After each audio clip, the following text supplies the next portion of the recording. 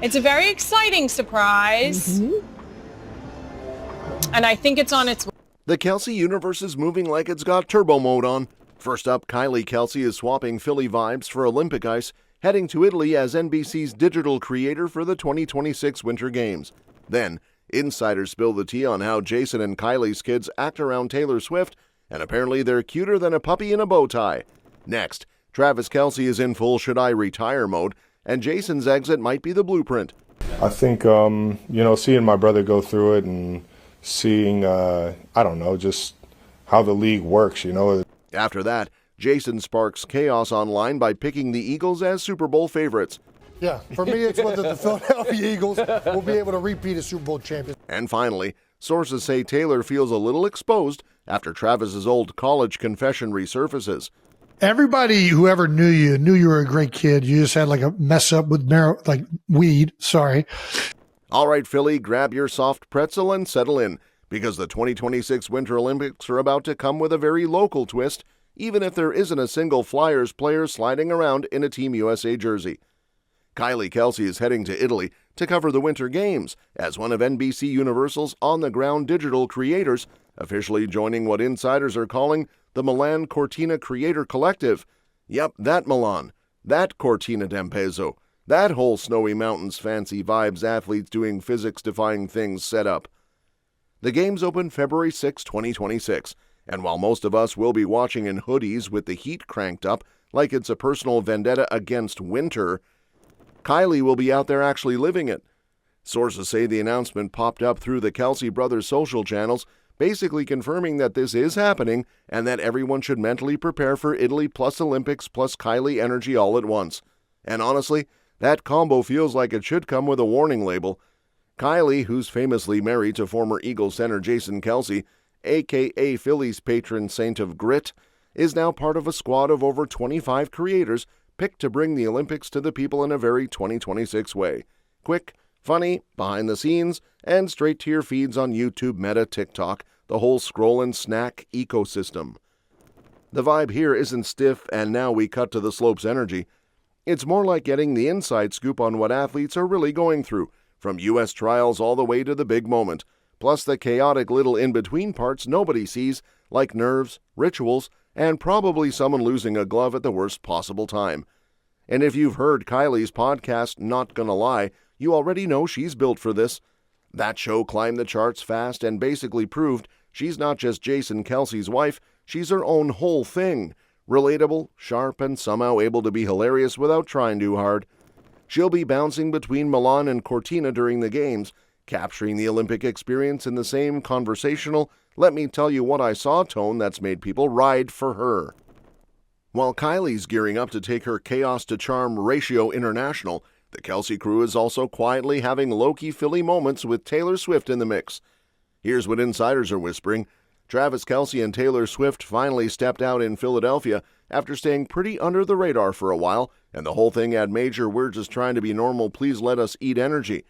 Sources say they were spotted out in the city, which instantly sent the internet into its usual spiral, because apparently no one can handle two famous people existing in public without turning it into a full investigative documentary.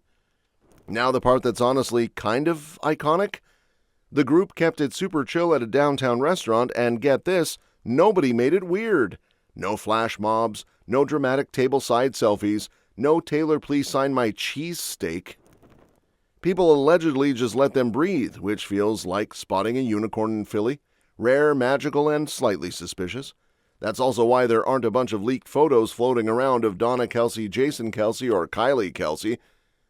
The vibe was respectful, and the crowd basically acted like they'd been to a restaurant before. Growth!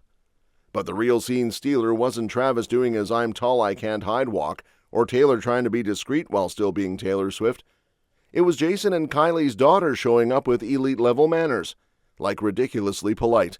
One source reportedly couldn't stop talking about how sweet and adorable the girls were, which is basically the parenting equivalent of getting a standing ovation. And honestly, that's impressive, because being a well-behaved kid around a global pop icon is harder than any final exam. Most adults would fold. And speaking of folding, the big question now is whether Travis Kelce is about to fold up the cleats for good, like a lawn chair after one too many backyard cookouts. Travis is officially in that reflection time era. You know, the one where you stare into the distance like a movie character, dramatically reconsider every life choice, and pretend you're not checking your mentions every 12 seconds. And honestly, who can blame him? He's 36 in his 13th NFL season and sitting at the exact same age and season combo that his big brother Jason hit when he decided, all right, I'm out.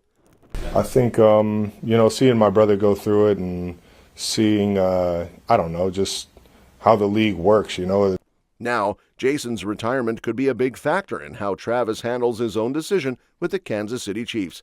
It's like Jason already walked through the do I keep playing or do I retire and finally have knees that work door. And now, Travis is standing in the doorway with 1 foot in and 1 foot out. And the timing is spicy, because sources point out this could have been Travis's final game, the Week 18 matchup against the Raiders, which ended in a rough 14-12 loss. Travis reportedly had 3 catches for 12 yards, and the vibes were, let's just say, not cinematic, more like sad trombone sound effect. To make it even messier, this season was basically the Chiefs' villain origin story. 6 straight losses, a 6-11 record, and missing the playoffs for the first time in a decade. Chiefs fans are staring at the schedule like it personally betrayed them. And since Travis is in the final year of his contract, the speculation is going full-blown conspiracy board mode. Fans are convinced this was the last ride, especially because Travis has hinted he'll talk about retirement when the time is right, which is athlete code for, stop asking me, I'm still processing. Honestly, I've been just focused on trying to win football games, man. I'll let that be a decision that I make with my family, friends, the Chiefs organization, when the time comes. Meanwhile, Jason's retirement story is basically the blueprint everyone keeps comparing Travis to. Jason retired in March 2024 at 36 after 13 seasons, and the emotional goodbye moment had people reaching for tissues and pretending it was just allergies. Jason didn't announce it right after his last game. He took about 2 months, which is kind of the point. Breathe, think, don't decide based on post-game sadness and a bad night's sleep. And apparently Jason has been telling Travis the same thing. Take your time, be clear, don't rush it, because once you're out, you're out. I think you have, in my opinion, to nail that decision, you got to step away from the game for a little bit. Play these last 3 games, enjoy them with your teammates, enjoy them with your coaches. The team's going to be different no matter whether you come back or not next year. So enjoy these last 3 games, and then let it sink in. Let it. It'll come to you with time. And if Travis has been known to listen to his older brother's advice, insiders wouldn't be shocked if he follows the same calm and deliberate path, even if fans are already acting like they're writing his retirement speech in the comment section. Jason Kelce is now getting cooked online for doing the most Jason Kelce thing imaginable, picking the Eagles as Super Bowl favorites like he didn't bleed green for 13 straight years.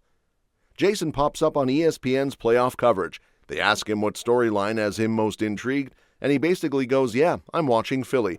And immediately NFL fans everywhere clutch their pearls like he'd committed a federal crime on live television. He singled out the Eagles' chances to go on another title run, and people acted like he was trying to rig the bracket himself with a mustache and a monocle.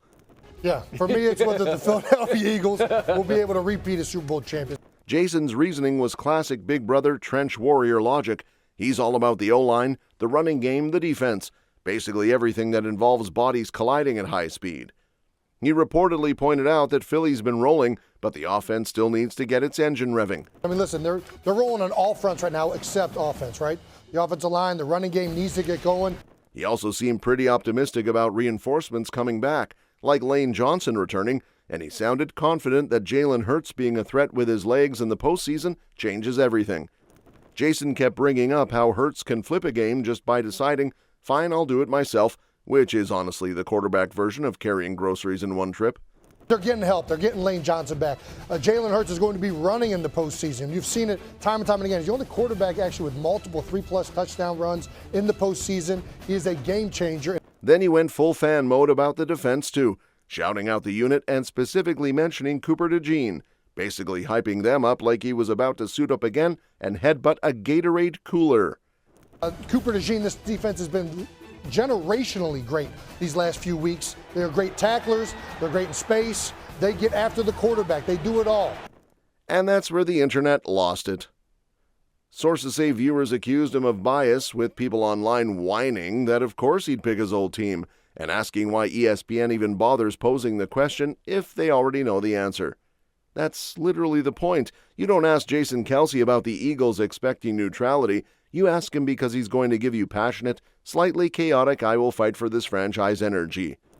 And now that same chaotic spotlight is swinging right back to Travis and Taylor, because Taylor Swift is not vibing with one particular story from Travis Kelce's past popping up again, right as wedding chatter is floating around. The couple's been dealing with a stressful season already, and with football winding down, the focus has shifted to relationship stuff, except there's apparently one tiny annoying hiccup. Travis previously talked on his podcast about getting suspended in college after being caught with marijuana, and apparently that confession is back on the internet like a bad sequel nobody asked for. Taylor feels a bit exposed by the whole thing, not because she's shocked Travis has a past, everyone does, but because her entire public image has basically been built like a luxury condo, spotless, polished, and protected by about 900 layers of PR security. She's worried that people dragging up old headlines could mess with the clean, family-friendly vibe she's worked hard to keep. Like she's trying to serve glitter and joy, and the internet is like, here's a random college suspension from a decade ago, enjoy. And to be fair, Taylor's not sitting there judging Travis like some moral referee. In fact, she respects how he's grown since then, especially because Travis has shared that the incident pushed him into therapy, where he's learned to handle emotions and make smarter decisions. That's all for this video, folks. We'll see you next time.